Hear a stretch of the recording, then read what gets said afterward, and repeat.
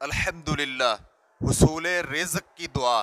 رب انی لما انزلت الی من خیر فقیر، اے پروردگار تو جو کچھ بھلائی میری طرف اتارے میں اس کا محتاج ہوں۔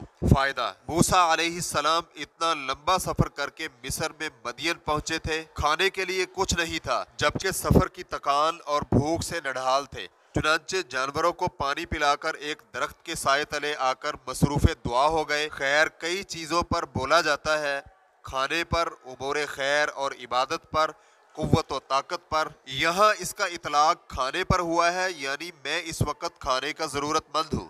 اللہ رب العزت نے حضرت موسیٰ علیہ السلام کی دعا قبول فرما لی اور دونوں میں سے ایک لڑکی انہیں بلانے آ گئی۔ لڑکی کی شرم و حیا کا قرآن نے بطور خاص ذکر کیا ہے کہ یہ عورت کا اصل زیور ہے، اور مردوں کی طرح حیا و حجاب سے بے نیازی اور بے باکی عورت کے لیے شرعاً ناپسندیدہ ہے۔